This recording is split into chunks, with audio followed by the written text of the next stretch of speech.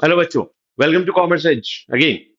Topic for the day is consumers equilibrium या फिर consumers behaviour. दोनों टॉपिक हैं। Most of the books, most of the refreshers में topic consumer equilibrium के नाम से लिखा है। सो मैं इसको कंज्यूमर इक्विलिब्रियम के नाम से पढ़ाता हूँ, but remember in your mind somewhere कि दिस इज कंज्यूमर्स बिहेवियर। हम कंज्यूमर के बिहेवियर को जज करने जा रहे हैं। डिफरेंसेस कंज्यूमर बिहेवियर जब हम बोलते हैं तो it's a vast topic. It includes law of DMU. It includes all the behavior of the consumer. और बिहेवियर को जज करने के लिए हमें इक्विलिब्रियम जज करना होता है कि exactly where consumer stay, exactly where consumer wants to purchase the goods और सर्विसेज। कहां पे आके उसको लगता है नहीं, this is the point where I get satisfaction. इतना ही मुझे खरीदना था, यही वो जगह, यही मुझे रुकना था, मेरा डेस्टिनेशन, मेरा गढ़ यहीं तक आ गया। ठीक है, चलो। So read one by one कि क्या होता है, क्या topic exactly this the whole chapter. तुम्हें डिवाइड करना पड़ेगा इसको थ्री पार्ट्स में। ठीक है, and at this point of time assuming कि तुम्हें कुछ कुछ बेसिक चीजें रिलेटेड टू दिस चैप्टर पता होगी। बेसिक चीज से मेरा मतलब है चैप्टर है क्या, टी यू एम यू, हालांकि हम सब डिस्कस करेंगे इन बिटवीन द चैप्टर, पर इतना होना आना चाहिए at least when you are working for the last minutes of some examination. तो लास्ट मिनट की एग्जामिनेशन के लिए तुम्हें इतना आना चाहिए। This is what expectation is. Still we'll try to cover every each and every bit of the chapter, पर फिर भी for the sake of your information I would like to tell you this is three topic chapter। three topic कौन कौन से? law of diminishing marginal utility, consumers equilibrium utility approach, consumers equilibrium uh, ordinal approach, that is IC approach। utility approach को हम लोग cardinal भी बोलते हैं, cardinal ordinal। ये दो मेजर टॉपिक और एक लॉ ऑफ डीएमयू 3 नंबर का question. This is your chapter. चलो, let's start with law of DMU. So law of DMU, diminishing marginal utility. इसको, अच्छा, इस चैप्टर को पढ़ने के जरा सम ट्रिक्स कि इसको कैसे पढ़ना है, कैसे इसको हम कंप्लीट कर लें। यूटिलिटी अप्रोच के दो structure, single commodity, double commodity, IC approach को हम कैसे कवर करेंगे। देयर इज अ ट्रिक, क्योंकि बहुत सारी चीजें ऐसा लगता है इस चैप्टर में, होती नहीं है। और होती नहीं है और है के बीच का जो कंफ्यूजन है वो इस चैप्टर को डिफिकल्ट बना देता है। ये बात याद रखना, ठीक है। सो सबसे पहले अजम्पशंस ऑफ कार्डिनल यूटिलिटी। अब जब हम बोलते हैं assumptions of law of DMU, ये बात याद रखना।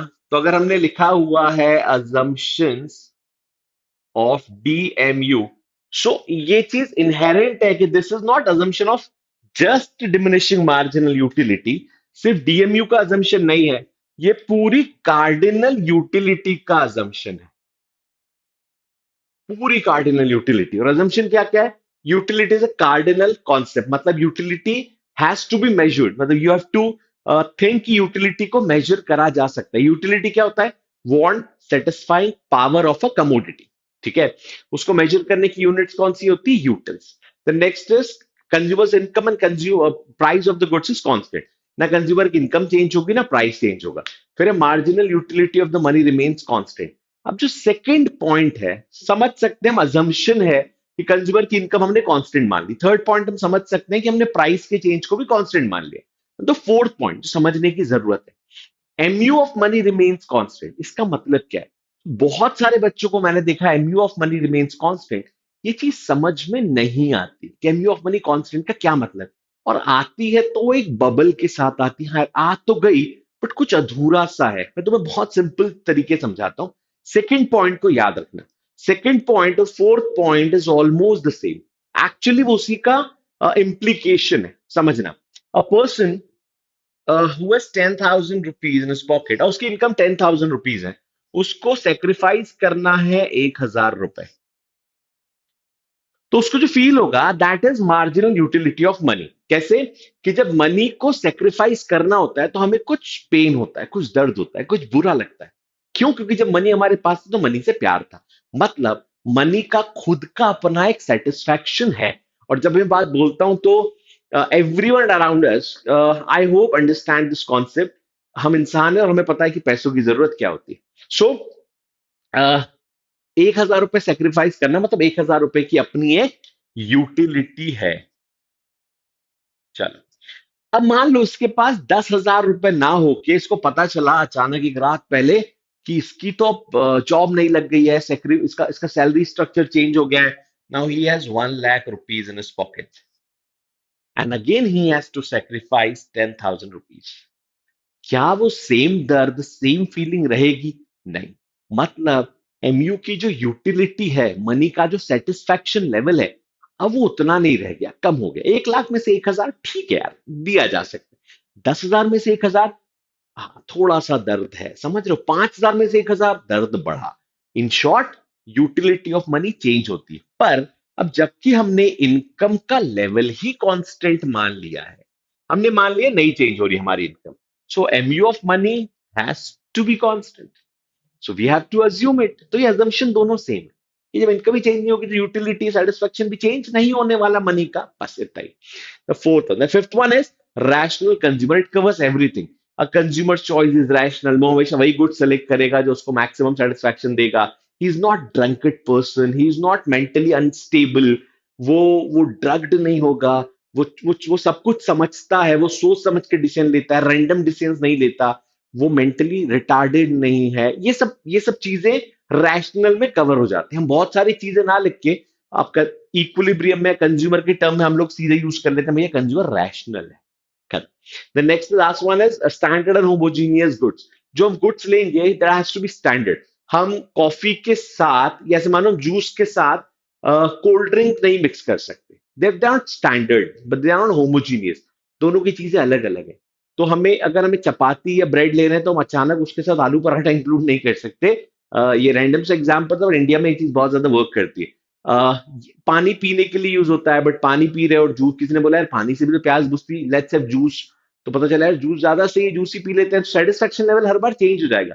सो we have to take standard commodities, we have to take homogeneous commodity. Commodities must be homogeneous and standard, continuous consumption के साथ. तो these are the assumptions of cardinal and these are the assumptions of DMU as well. क्योंकि दोनों ही theory, ये बात बहुत अच्छे से याद रखना, कार्डिनल अप्रोच बोल दो या तुम उसको लॉ ऑफ डीएमयू बोल दो, ये एक ही चीज है. लॉ ऑफ डीएमयू पहले समझाया था बिहेवियर क्या होता है, और एग्जैक्टली द फाइनल बिहेवियर हमने यूटिलिटी अप्रोच से समझाया था. दोनों को ही समझाने के लिए जो सामने आए थे भाई साहब, उनका नाम था Alfred Marshall. So Alfred Marshall is the one who explained this complete behavioral aspect of cardinal utility theory. उन्होंने ही समझाया कार्डिनल यूटिलिटी थ्योरी कैसे काम करती है. चल, अब लॉ ऑफ डीएमयू होता क्या है? Diminishing marginal utility. As you go on consuming, नाम से समझ जाओ, ये सिर्फ नाम की थ्योरी है. तो अपने नोट्स में कहीं पे लिखना लॉ ऑफ डीएमयू ब्रैकेट में नेम थियरी. इसके नेम में ही सब कुछ छुपा हुआ है. डिमिनिशिंग मार्जिनल यूटिलिटी, यही इसका एक्सप्लेनेशन भी है, यही इसका मीनिंग भी है, यही इसका इंट्रोडक्शन भी है. इससे ही समझ जाओगे, कुछ अलग लिखने की जरूरत नहीं है. मतलब ऐसा है कि कभी कभी होता है ना, कुछ ऐसे बच्चे होते हैं जो थोड़े बहस ज्यादा करते हैं, तो बोलते हैं अरे मैम सब तो लिखा ही हुआ, आप खुद समझ जाओ ना. ये वैसे ही वाली थियरी है कि यार सब तो लिखा है, अब क्या लिख दो. डिमिनिशिंग मार्जिनल यूटिलिटी मतलब मार्जिनल यूटिलिटी डिमिनिशेस. इतनी ही थियरी है लॉ ऑफ डीएमयू. खैर, सबसे पहले लॉ ऑफ डीएमयू क्या होता है? As you consume more and more unit of commodity, its marginal utility decreases. समझाने वाली बात सिर्फ इतनी है, as you consume more and more unit of a commodity, units बढ़ते जाएंगे तो होगा क्या? Its MU decreases. बहुत से बच्चे सेटिस्फैक्शन डिक्रीजेस लिख देते हैं. बस इतना समझने वाली बात है कि सेटिस्फैक्शन बढ़ता है. पहली चपाती, पहला जो भी तुम ग्लास ऑफ वाटर ले रहे हो, वो अगर तुम्हें 5 यूटिल्स देता है, तो दोनों मिलके सेकंड अगर हम इंक्लूड कर ले तो टोटल यूटिलिटी बढ़ जाएगी. सेकंड में अगर सेकंड चपाती तुम्हें, सेकंड ग्लास ऑफ वाटर तुम्हें 4 देता है, दोनों मिलके तो 9 हो जाएंगे ना. So first 1 5, 2 9, 3 12. देखो हमारे एग्जाम्पल में भी क्लियर क्लियर पूरा दिया हुआ है कि कैसे ये वर्क कर रहा है. देख लो, मतलब सेटिस्फैक्शन लेवल जो है वो बढ़ रहा है, मार्जिनल सेटिस्फैक्शन कम हो रहा है, एडिशनल सेटिस्फैक्शन कम हो रहा है. तो एडिशनल सेटिस्फैक्शन वाला पॉइंट याद रखना. सो एमयू की थ्योरी हो गई. फिर आते हैं, थ्योरी मतलब मीनिंग हो गई. फिर आते हैं इसके स्केड्यूल पे. तो इसका स्केड्यूल क्या है? 1 2 3 4. तुम अपने मन से स्केड्यूल बनाओ, कोई नहीं रोक रहा. 1 2 3 4 5 5 4 3 2 1 स्केड्यूल बना लोगे. ध्यान रखने वाली बात, इस स्केड्यूल को स्टार्ट करना, अगर पूरे स्केड्यूल को देखो तो स्केड्यूल को स्टार्ट करना एमयू से. एमयू लिख दो कोई भी डिमिनिशिंग ऑर्डर में. 43210, 654 321, 765 4, कोई भी लिख लो। 20 के बाद तुम लिख लो 20 15, 10 5 0, चलेगा, कोई फर्क नहीं पड़ता, बस उसको डिमिनिशिंग ऑर्डर में लिखना। और चेंजेस कोशिश करना कि नॉर्मल चेंजेस करो। 5 4 3 2 1 is again sufficient, sufficient numbers का सीरीज चलेगी, वो सफिशियंट नंबर। और फिर उससे निकालो टीयू। मतलब तुम एमयू से टीयू निकाल रहे हो, एमयू लिखा, फिर टीयू लिखा। टीयू में क्या हो रहा है, टीयू में तुम एमयू का सीएफ जैसा निकाल रहे हो, क्यूमुलेटिव फ्रीक्वेंसी। पहली कमोडिटी ने तुम्हें 5 सेटिस्फैक्शन दिया, दूसरी ने 4, तो दोनों मिलके सेटिस्फैक्शन हो गया 9। तो हम पहले एमयू बना देते हैं, 5 4 3 2 1 0 -1। फिर हम क्या बनाते हैं एमयू से टीयू, 5 9 9 + 3 12 12 + 2 14 14 + 1 15 15 + 0, अगेन 15 15 -1 इज 14। पूरा शेड्यूल बन के तुम्हारे सामने आ जाएगा। 5 6 7, पूरा शेड्यूल बन गया। So you have to start with MU, then will switch on to TU. Units तो 1 2 3 4 5 6 7 है, जहां तक रहेंगे रहेंगे ही रहेंगे। ठीक है, चलो। सो शेड्यूल बनना सीख लिया, शेड्यूल बनाना आ गया, फिर बचता है ग्राफ, लॉ ऑफ डीएमयू का। सो ग्राफ क्या है लॉ ऑफ डीएमयू का? सबसे पहले, as you all know, this is total utility. ठीक है। अब इस ग्राफ में एक छोटा सा पंगा है, ये एग्जैक्टली टीयू का ग्राफ नहीं है, बनाते बनाते हमारे हाथ चल जाते हैं। मैं तुम्हें से बना के बता रहा था कि ये ग्राफ और टोटल प्रोडक्शन जो चैप्टर है अगर पढ़ लिया है अब तक, तो वो ग्राफ सेम लगेगा। तुम्हें बस इतना याद रखना है, टीयू जो है वो हमेशा एक ही रेट पे बढ़ता है, और वो रेट है डिमिनिशिंग। मतलब कुछ ऐसा, मैंने पहले कैसा बनाया था याद रखना। This is not the structure, दोनों में अंतर समझ लो। This is first increasing at increasing rate, then increasing at diminishing rate. हमारा क्या है, इंक्रीजिंग एट डिमिनिशिंग रेट। हमारा डिमिनिशिंग रेट पे ही इंक्रीज हो रहा है। फिर इसको एक और ग्राफ बनाओ नीचे, जहां पे मैक्सिमम है, ड्रैग करो, and this is marginal utility. So इसको देखोगे तो क्या निकल के आएगा, relationship between TU and MU. Relationship orally याद कर सकते हो तुम लोग, क्योंकि तुम्हें रिलेशनशिप ग्राफिकल ही याद करने हैं। मत दिमाग लगाओ, मत रट के जाओ, ग्राफ तो रटा ही हुआ है। ठीक है, इस एक्सिस पे टीयू, इस एक्सिस पे एमयू, यहां पे यूनिट्स, यहां पे भी यूनिट्स। याद कैसे करोगे, जब टीयू डिमिनिशिंग रेट पे बढ़ रहा है, एमयू फॉल हो रहा है। दिख रहा है ना, मुझे मुझे अलग से थोड़ी याद करना है। जब टीयू अपने मैक्सिमम पे था, एमयू 0 पे था।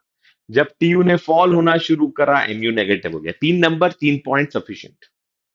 TU TU increases at diminishing rate, या टीयू इंक्रीजेज ही लिख देना, सिंपल, डिमिनिशिंग रेट एक ही रेट होता है उसका। फिर भी when TU increases at diminishing rate, MU false.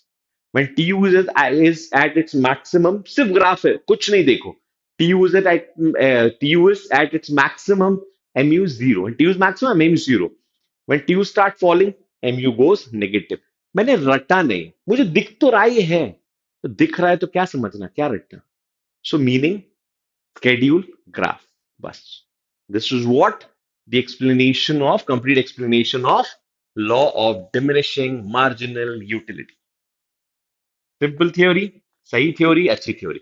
3 number में आएगा, उठा के छाप देना पूरा का पूरा आंसर। कैसे लिखोगे, this is the way to write this answer. चलो, next one is consumers equilibrium cardinal approach. अब यहीं पे समझते जाएंगे जो जो बेसिक बेसिक निटिग्रिटीज हैं, जो छूटी है वो। So we have single commodity, we have double commodity. दो तरीके से हमें कंज्यूमर इक्विलिब्रियम को समझना है। लेट्स सी क्या होता है। First will start with single commodity. There are 90% chances कि सिंगल कमोडिटी ही आए। पहले लिख दिया मैंने 90%। Consumers equilibrium single commodity. अब ये होता क्या है, कंज्यूमर इक्विलिब्रियम सिंगल कमोडिटी के लिए सबसे पहले तुम्हें लिखना है, समझना है मीनिंग। कंज्यूमर इक्विलिब्रियम का मतलब होता है a point where consumer attains maximum level of satisfaction. जहां पे कंज्यूमर का लेवल ऑफ सेटिस्फैक्शन मैक्सिमम होता है, that is the point where consumer attains maximum utility. सबसे अच्छा सेटिस्फैक्शन उसी पॉइंट को, उसी लेवल ऑफ आउटपुट, उसी लेवल ऑफ कंजम्पशन को कंज्यूमर्स इक्विलिब्रियम बोला जाता है। बस इतना याद रखना है, ठीक है। मैक्सिमम सेटिस्फैक्शन, सबसे ज्यादा खुशी, इक्विलिब्रियम। इक्विलिब्रियम को समझो, equilibrium is a state of mind और स्टेट ऑफ पर्सन और स्टेट ऑफ कंजम्पशन, जो भी हम स्टेट की बात करते हैं, दुनिया का कोई भी इक्विलिब्रियम हो, where no one wants to move further, no one wants to move back। ना कोई आगे जाना चाहता है, ना कोई पीछे आना चाहता है। They want to stay where they are. वो खुश है जहां पे वो है। मतलब इक्विलिब्रियम सबसे ज्यादा हैप्पी सिचुएशन है। सो कंज्यूमर की हैप्पी सिचुएशन कहां होगी? जहां पे उसका सेटिस्फैक्शन लेवल हाई होगा, मैक्सिमम होगा। बस इतना ही तुम्हें याद रखना है, इतना ही तुम्हें समझना है। अब इसको समझोगे कैसे, कंज्यूमर इक्विलिब्रियम की मैक्सिमम? एक वो पॉइंट जहां पे M U of X is equal to price of X होता है, जहां पे सेटिस्फैक्शन लेवल प्राइस के बराबर आ जाए। हम ग्राफ से समझेंगे इस चीज को, इजीली समझ में आ जाएगा सेटिस्फैक्शन लेवल प्राइस के बराबर आने का मतलब क्या होता है। So see, consumer equilibrium is a point जहां पे सेटिस्फैक्शन प्राइस के बराबर है। मतलब तुम उतना ही पे कर रहे हो, this is marginal utility of x. Graph से समझो, इजी हो जाएगा समझना, हमेशा के लिए याद रहता है, ठीक है। और ये है प्राइस ऑफ एक्स। हमें ये पता है एमयू फॉलिंग कर्व होता है, क्योंकि satisfaction always decreases. Law of DMU यहां पे काम तो करेगा ही करेगा। तो जब लॉ ऑफ डीएमयू काम करेगा, तो तुम्हारा सेटिस्फैक्शन लेवल फॉल होगा। तो जब सेटिस्फैक्शन लेवल फॉल होगा और प्राइस कांस्टेंट है, ये हमारा अजम्पशन था। तो सोचो हमारे पास 3 पॉइंट बन के आते हैं, 3 सिचुएशन बन सकती है। एक को हम इक्विलिब्रियम नाम देते हैं। अब उसके आगे पीछे की 2 सिचुएशन, कौन सी situation? Situation number 1, when MUX is more than PX। Situation number 2, when MUX is less than PX। So to explain, ध्यान देना मेरी बात को, to explain that consumer equilibrium is a point where MUX equals to PX। अगर हम बोलते हैं यही पॉइंट पे कंज्यूमर का सेटिस्फैक्शन मैक्सिमम है, तो इसको प्रूफ करने के हमारे पास कोई सबूत नहीं है, सिर्फ 2 सबूत है। वो 2 सबूत सफिशियंट सबूत है। वो क्या? कि हम बोल रहे हैं यहीं पे मैक्सिमम है, मतलब this is the point of maximum satisfaction. तो उसका यही मतलब है, क्योंकि आगे और पीछे हो ही नहीं सकता साहब, तो एक ही पॉइंट बचा ना। मतलब ना कम में हो सकता ना ज्यादा, मतलब एमयू जब ज्यादा होगा तो भी नहीं, एमयू जब कम होगा तो भी नहीं। अब सिर्फ समझना है इस चीज को, एक बार समझ जाओगे ना। सो लिखना इज समथिंग वेरी इजी, अगर समझ में आ जाए तो। सोचो कंज्यूमर, बीइंग अ कंज्यूमर, तुम सोचो तुम्हारा सेटिस्फैक्शन लेवल ज्यादा है, what price you are paying for the commodity. You just going to purchase the commodity and suddenly you realise कि यार मैं जो पे करना चाहता हूं वो तो बहुत कम है, और जो मुझे खुशी मिलने वाली सब सेटिस, मैं तो सोच के नहीं गया था इतने मिल जाएगा।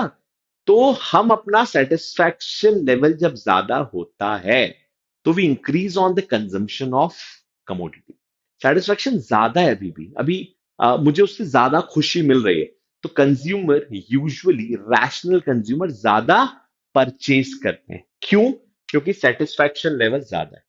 और जब ज्यादा परचेज करेंगे, मैंने परचेज का लेवल जब बढ़ाया, तो मेरा सेटिस्फैक्शन कम हुआ, तो हम वापस कहां पे आ जाएंगे? इक्विलिब्रियम। मतलब MUX यहां पे आ जाएगा। उल्टा, जब मेरा सेटिस्फैक्शन लेवल कम है, तो मैं क्यों परचेज करूंगा? मैं कम परचेज करूंगा, मुझे उतनी खुशी नहीं मिल रही उसको खरीद के जितना मैं प्राइस पे कर रहा हूं। और ये स्टेट ऑफ माइंड चल रहा होता है, माइक्रो सेकंड्स में डिसीजन हमारी लाइफ में हो चुके होते हैं, बीइंग अ कंज्यूमर, जब कोई सामान खरीदने जाते हैं तो सेटिस्फैक्शन लेवल कम है प्राइस से, so I not consume the product, I consume less. So when I consume less, मैं कहां पे आ जाऊंगा? Equilibrium. So the consumer in equilibrium remains in equilibrium. In और इक्विलिब्रियम के गैप देना है तो इन इक्विलिब्रियम हो जाता है। So the consumer in equilibrium always remains in equilibrium। Simple है। तो सिंगल कमोडिटी अप्रोच में कंज्यूमर का इक्विलिब्रियम कहां पे होता है? जहां पे वो जितना प्राइस पे करे, जितना वो सेक्रीफाइस करे, उतना गेन हो। तो अपने नोटबुक में 2 चीजें नोट डाउन कर लेना, ठीक है। Utilise your notebook in very proper manner. तो 2 चीजें कौन कौन सी हैं? कंज्यूमर इक्विलिब्रियम से related. First thing first, consumer equilibrium maximum satisfaction is a point when mu of x is equal to price of x। इसका मतलब है your gain is equal to your sacrifice।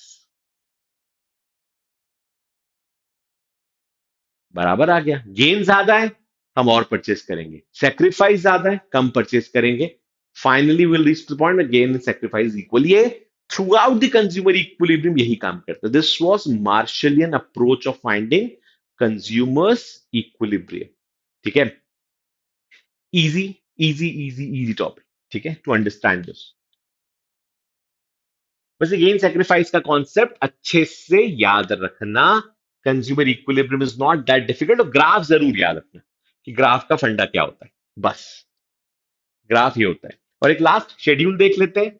So schedule हमने जो बनाया था that is marginal utility 5 4 3 2 1। इससे ज्यादा काम नहीं पड़ेगा।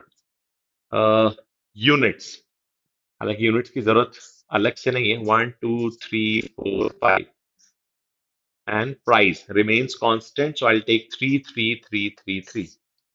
So consumer equilibrium is a point where mu of x is equal to price of x। So schedule भी है, ग्राफ से भी एक्सप्लेन कर सकते हो, डिपेंडिंग कितने कितना तुम्हें एक्सप्लेन करना है उसके हिसाब से तुम एक्सप्लेन कर लो।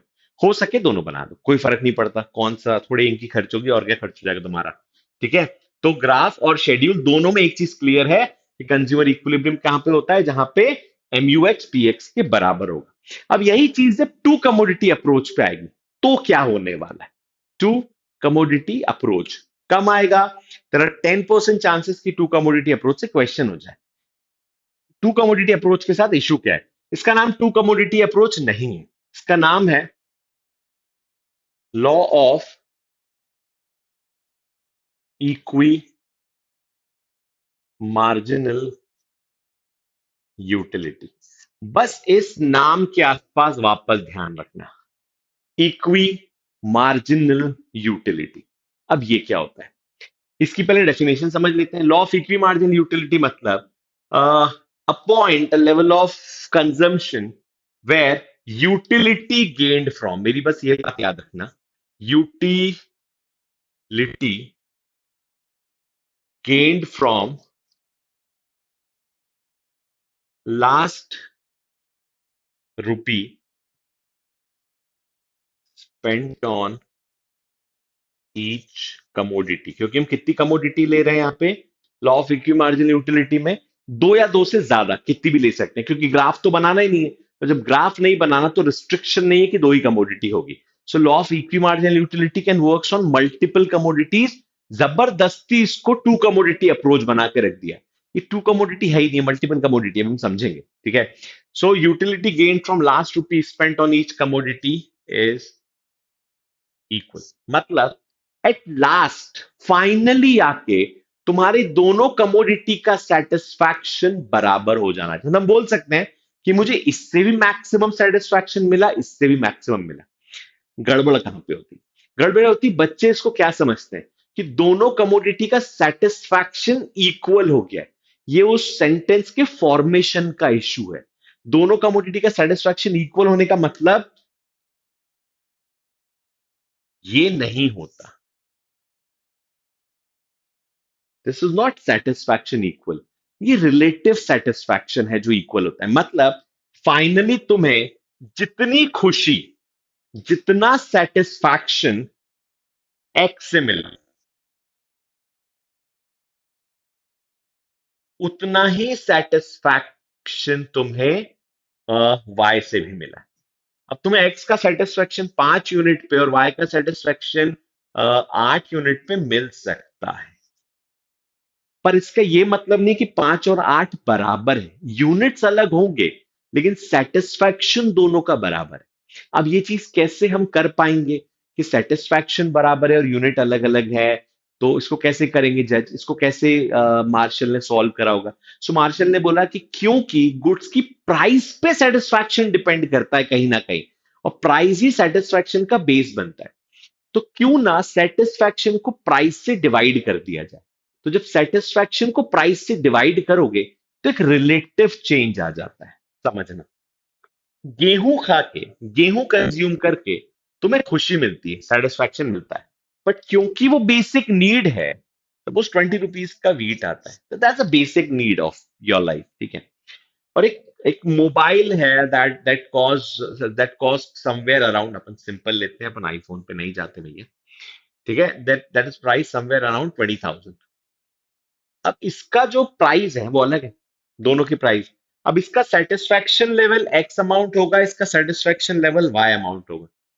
तो इसका सेटिस्फैक्शन इसके हिसाब से ही होगा, इसका सेटिस्फैक्शन इसके हिसाब से ही होगा।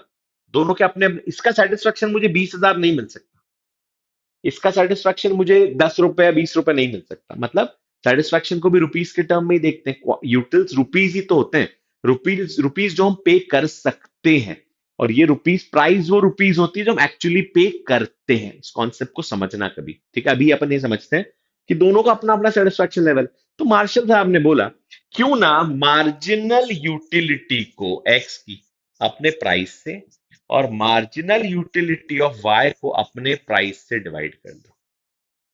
जब ये दोनों चीजें बराबर आ जाएगी तो रिलेटिव सेटिस्फैक्शन हो जाएगा। रिलेटिव सेटिस्फैक्शन, इसको अपने अपने प्राइस से डिवाइड करो, जिसका प्राइस ज्यादा उसका बाय डिफॉल्ट ओवरऑल वैल्यू कम हो जाएगी, और जिसका प्राइस कम उसका बाय डिफॉल्ट ओवरऑल वैल्यू ज्यादा हो जाएगी, और दोनों बराबरी पे आके रिलेटिव लड़ाई लड़ सकते हैं। तुम गेहूं को गेहूं की सेटिस्फैक्शन से डिवाइड करोगे तो डिफरेंस आ जाएगा।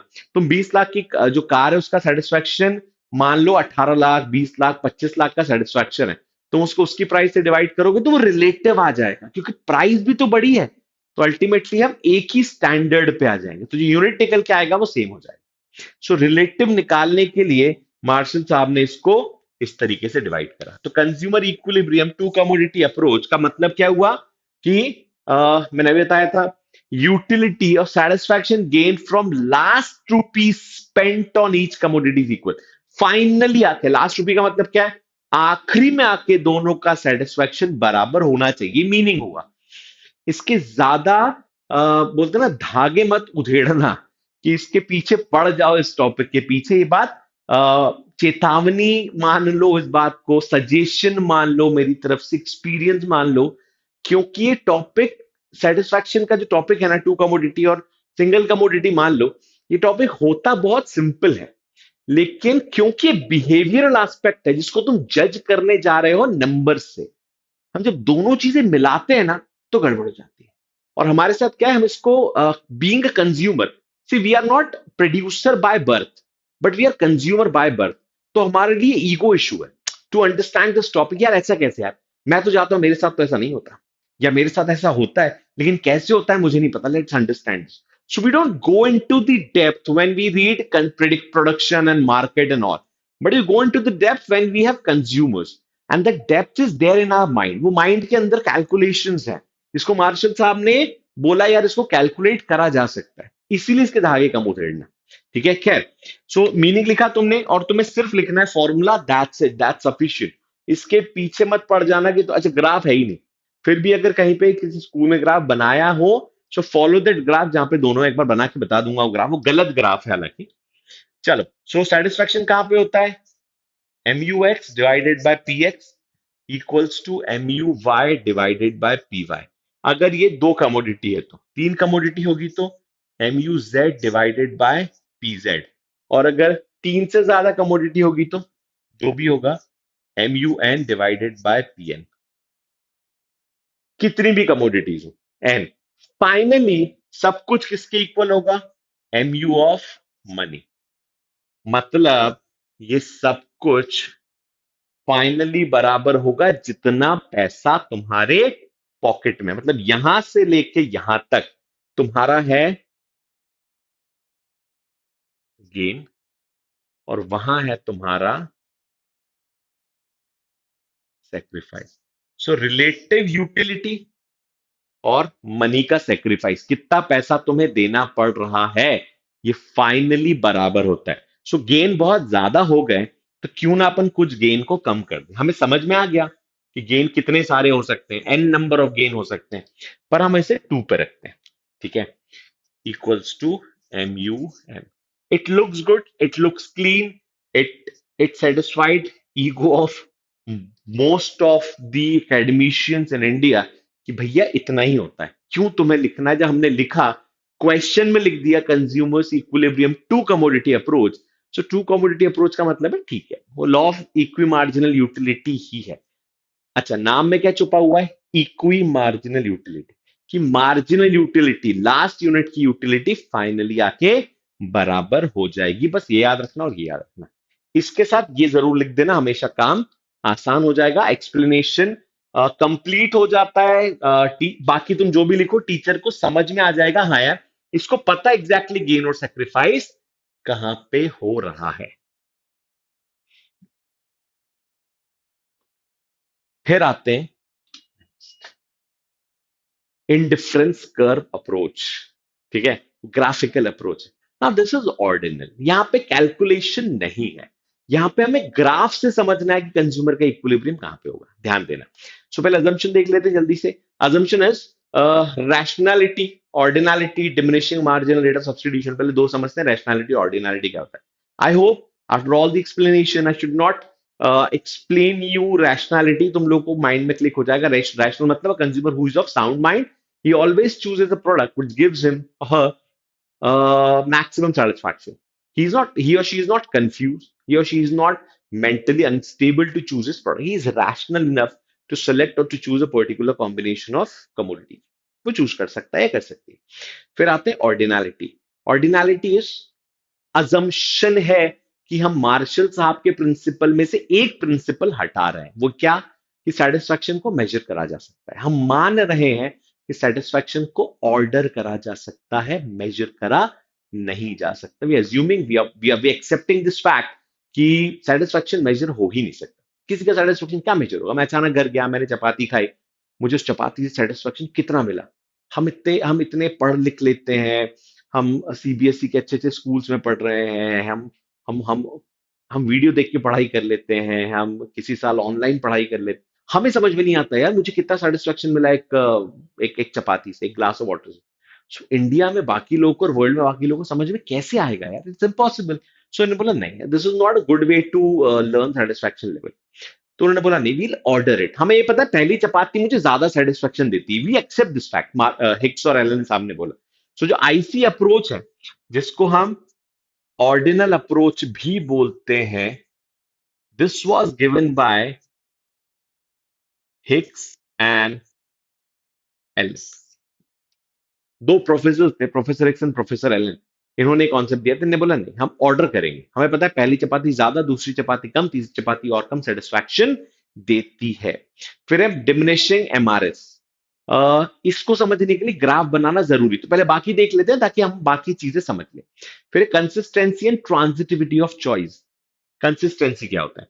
If a person chooses A over B, now this A and B are bundles, एक combination A B C D multiple combination है, क्योंकि हम आईसी अप्रोच जब बनाएंगे, अच्छा आईसी अप्रोच में दो ही गुड्स हो सकते हैं, जैसे यूटिलिटी अप्रोच में दो से ज्यादा गुड्स भी पॉसिबल थे, आईसी में दो से ज्यादा गुड्स नहीं, एक भी नहीं हो सकता, तीन भी नहीं हो सकते, it has to be to.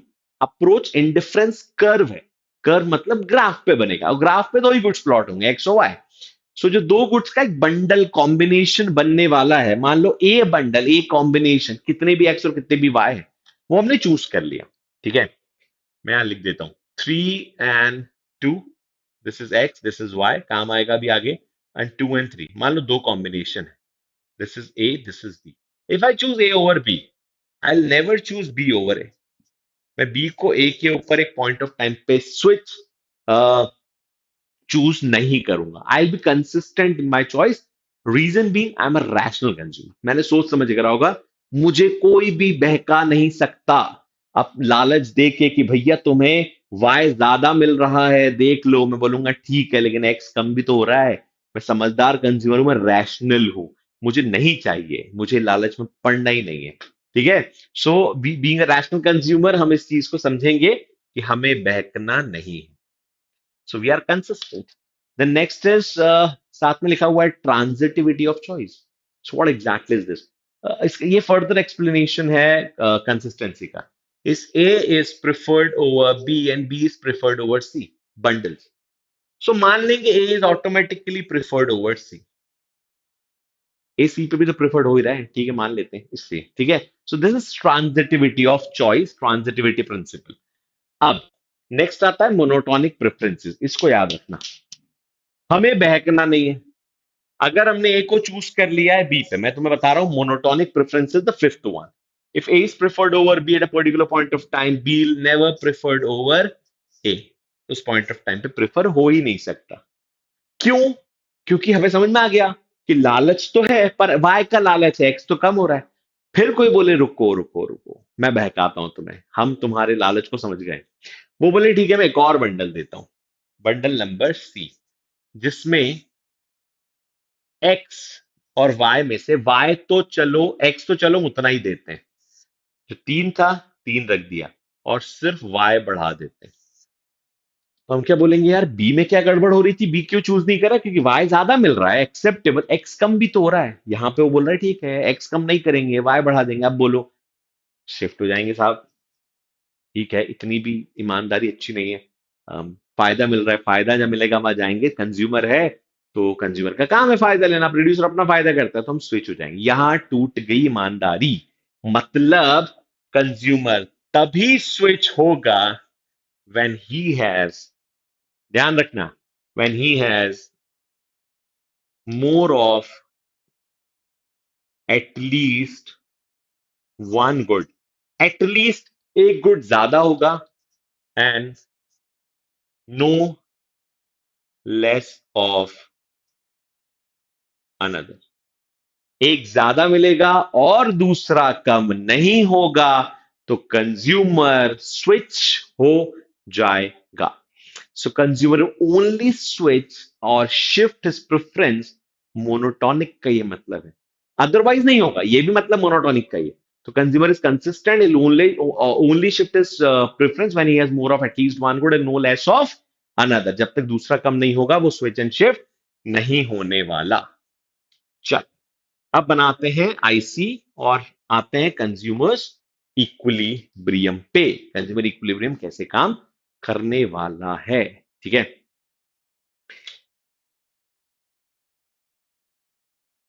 सबसे पहले इंडिफरेंस कर्व, आईसी.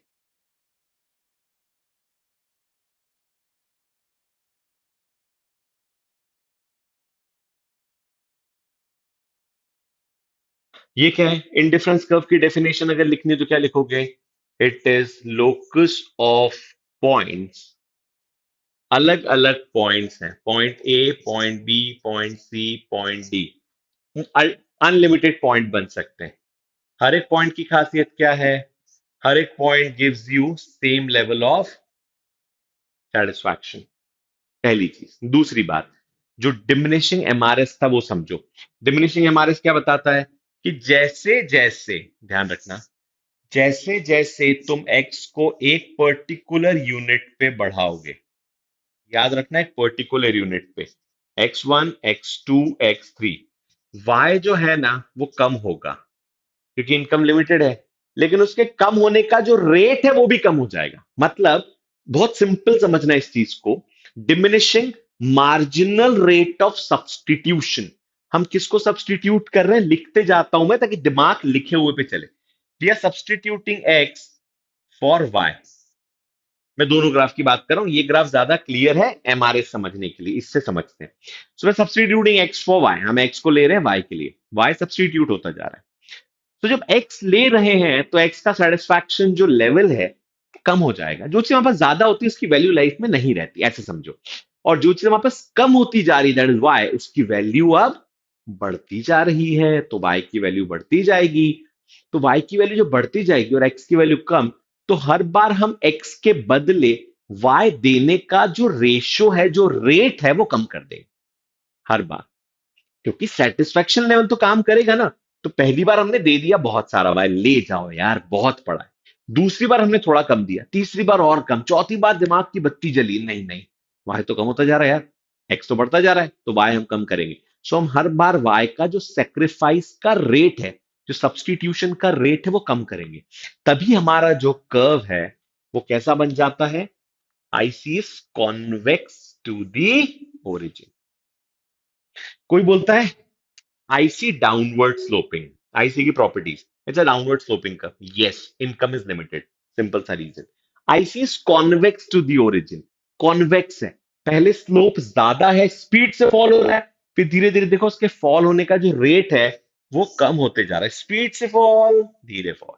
क्यों ऐसा? क्योंकि पहले हमने ज्यादा वाय दे दिया, ले जाओ खुले दिल से, हमने बोला ले जाओ भाई, बहुत सारा पड़ा है। फिर दिमाग की बत्ती जलने का, नहीं नहीं, रुको रुको रुको, हमने वाई का रेट ऑफ सेक्रीफाइस कम कर दिया। सो हमारा कर्व जो है वो कॉन्वेक्स टू दी ओरिजिन बन गया। Two properties. थर्ड वन, दो आईसी इंटरसेक्ट नहीं करते, इंटरसेक्ट कर ही नहीं सकते। जिस पॉइंट पे इंटरसेक्शन करेंगे फेल हो जाएगा हमारा, हमने जो अजम्पशन पढ़ा, IC one, IC two, A point, B point, C point, मान लेते हैं 3 पॉइंट है। अब ए जो है वो बी के बराबर है, सेम आईसी पे आता है। ए जो है वो सी के बराबर है क्योंकि सेम आईसी पे आता है। तो ए और बी, सॉरी हाँ, ए और बी और ए और सी तो बराबर है, लेकिन बी और सी बराबर नहीं है, बी ज्यादा है सी से, या B B B and C are not equal to each other. तो जब सोचो, मैं बोल रहा हूं ए और बी बराबर है, सो ए को मैं नंबर दे देता हूं 5, बी को नंबर दे देते हैं 5। यही तो बराबर का मतलब हुआ। फिर बोलो ए और सी बराबर है, तो ए को नंबर दे देते हैं 5 और बी सी को नंबर देते हैं 5। तो बोलो 5 और 5 तो बराबर है, ये 5 और ये 5 भी बराबर है। लेकिन अब जब 5 ही है तो बी और सी के जो 5 है वो बराबर नहीं है। मतलब ये तो वही बात हो गई कि स्कूल की स्पेलिंग में CH में पहला वाला ओ इधर वाले ओ में आ जाएगा। मैंने कहीं ये पढ़ा था, कहीं मीम में आया था। तो ये वही बात हो गई। तो ये कॉन्ट्राडिक्टरी अजम्पशन है, कॉन्ट्राडिक्टरी कर्व है, कि ये नहीं हो सकता, दिस इज इम्पॉसिबल, क्योंकि हम अपनी बात को झुटला रहे हैं कि ए और सी बराबर है, ए और बी बराबर है, तो बी और सी को बराबर होना ही पड़ेगा ना। नहीं हो रहे बराबर। So two indifference curve never intersect each other. अब इंटरसेक्ट नहीं करेंगे तो पैरेलल होंगे, और पैरेलल का मतलब है higher indifference curve gives higher level of satisfaction. IC जितना ऊपर होगा उतना लेवल ऑफ सेटिस्फैक्शन ज्यादा होगा। This is indifference curve. कौन कौन सी properties? Two indifference curve never intersect each other, they always parallel, and high indifference curve gives higher level of satisfaction. IC is always convex to the origin क्योंकि हर बार rate of substitution, sacrifice कम होता जा रहा है। और IC downward slope होगा क्योंकि consumer की income limited है, चेंज नहीं हो पा रही। फिर आते हैं कंज्यूमर इक्विलिब्रियम पे और साथ में समझेंगे बजट लाइन क्या होती है। सो budget line is a line that gives you limitation कि भाई ठीक है, सेक्रीफाइस, सेटिस्फैक्शन। आईसी क्या बता रहा है? आईसी बता रहा है सेटिस्फैक्शन किस पॉइंट पे कितना मिलेगा, कितनी कमोडिटी से। तो तुम्हें उस तरीके से सेक्रीफाइस करना है कि सबका सेटिस्फैक्शन लेवल बराबर है। आईसी मतलब हर एक पॉइंट तुम्हें सेम लेवल ऑफ सेटिस्फैक्शन दे रहा है। So IC gives you satisfaction level, budget line gives you limitation. मतलब एक है गेन, एक है सेक्रीफाइस, वापस से वही बात आ गई। तो सेटिस्फैक्शन किस पॉइंट पे होगा? जहां गेन और सेक्रीफाइस बराबर है। So this is your sacrifice, this is limitation, हम इससे ज्यादा नहीं कर सकते खर्चा। अब हमारे तीन इंडिफरेंस का। सो बजट लाइन क्या बताता है? बजट लाइन की डेफिनेशन क्या होगी, समझ लो। सो बजट लाइन की definition is number of goods that a consumer can purchase, वो खरीद सकता है with given income and price. सो वो इससे ज्यादा नहीं खरीद सकता, इससे कम खरीद सकता है, तो इससे ऊपर वो कभी जा नहीं पाएगा। बजट कॉन्स्ट्रेंट है, बजट लिमिटेशन है। पर इससे वो कम तो खरीद सकता है, यहां पे यहां पे यहां पे, पर हम खरीदवाएंगे नहीं उससे। क्यों?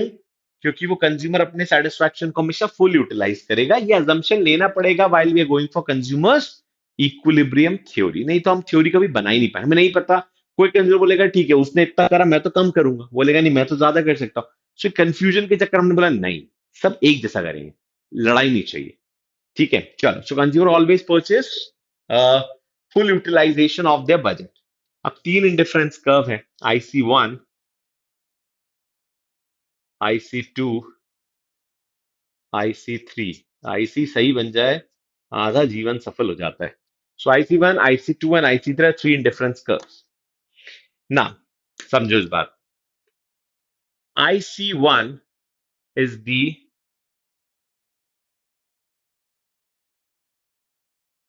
IC2 भी लिख देता हूं, IC3 भी लिखता हूं। IC1 जो है ना, वो अफोर्डेबल है, वो अटेनेबल है, मैं लिख देता हूं। It is attainable IC but not desirable. This is attainable, बिल्कुल हमारे बजट के अंदर, बट डिजायरेबल नहीं। क्यों? Higher indifference curve gives higher level of satisfaction. So मैं तो उसी इंडिफरेंस कर्व पे जाऊंगा which gives me maximum level of satisfaction. वो IC1 नहीं, अभी मुझे ऊपर वाला मिल सकता है तो मैं क्यों जाऊं उस पर। ठीक है। IC3 is the most desirable IC अभी अवेलेबल में, बट नॉट अटेनेबल। इसको हम अटेन नहीं कर सकते। दिस इज डिजायरेबल, खुशी मिलेगी, पर पैसा नहीं है, बाहर चला गया बजट के, जितनी चादर उतनी पैर फैलाने पड़ेंगे। IC2 के लिए क्या है? IC2 इज दी, क्या लिखोगे IC2 के लिए? This is desirable plus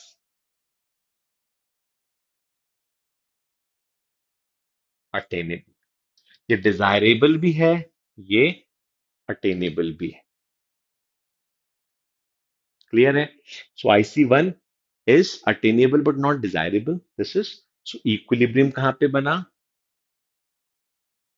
when IC, when slope of IC is equal to slope of budget line। जब इंडिफरेंस कर्व का स्लोप बजट लाइन के स्लोप के बराबर पे आ जाए, ये पॉइंट, यही पॉइंट कंज्यूमर इक्विलिब्रियम है। इन शॉर्ट, तुम्हें ये जो चीज, सारी चीजें लिखी है तुम लोगों ने, ये सब ना लिख के देखो, लिखना जरूरी है। मैं एक बात बता रहा हूं बस कि consumer equilibrium Marshall, sorry, Hicks और एलन साहब ने कैसा बनाया था, उन्होंने ये सब नहीं बताया था, ये तो अपन समझने के लिए बनाते हैं। सो फाइनली कंज्यूमर इक्विलिब्रियम होता कैसा है, दिखता कैसा है, ये तो हम समझा रहे हैं टीचर को कि हमें पता है।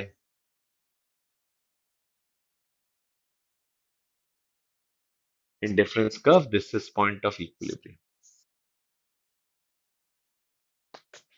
This is consumer equilibrium. लेकिन हम समझाने में थोड़ा ग्राफ अच्छा दिखता है, इसलिए हम ये बना देते हैं, नहीं तो हमें जरूरत नहीं ये सब बनाने की। अच्छा दिखेगा, सुंदर दिखेगा कंज्यूमर इक्विलिब्रियम।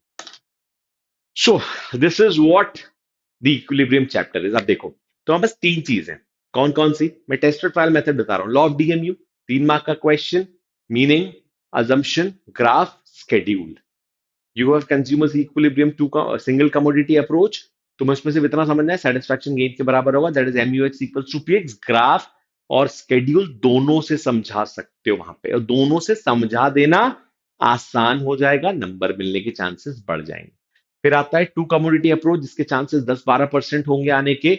उसको समझाने के लिए तुम्हें ना ग्राफ लगेगा ना स्केड्यूल, कुछ नहीं लगेगा, सिर्फ लगेगा meaning of the equi margin utility. आधे तो वहीं पे मीनिंग में खत्म हो जाता है तुम्हारा खेल। और फिर तुमने लिख दिया उसकी इक्वेशन जो मैंने अभी लिखवाई थी, MUX/PX equals to MUY/PY equals to MUM। That's sufficient to explain this. 3 marks ऊपर इक्वेशन नहीं आएगा, छोटा सा पैराग्राफ में आंसर आएगा। फिर आते हैं IC अप्रोच। IC अप्रोच में यू हैव IC और प्रॉपर्टीज ऑफ IC, 4 प्रॉपर्टीज होती है IC की। तो IC का मीनिंग, IC की प्रॉपर्टीज, बजट लाइन और consumer equilibrium. Most of the cases budget line और कंज्यूमर इक्विलिब्रियम का जो कॉन्सेप्ट है, उससे 6 नंबर का क्वेश्चन बनता है। उसको तुम्हें याद नहीं, रटना नहीं, समझ के लिखना है। कहां पे होगा? 2 IC, 3 IC में से बीच वाले IC में दिमाग में बैठ जाएगी ये बात, तुम आंसर लिख पाओगे। ठीक है? So that's it for the day. कोई डाउट होगा, always an option to ask the doubts in Telegram channel. Thanks a lot बच्चों, thank you for listening so carefully, thank you.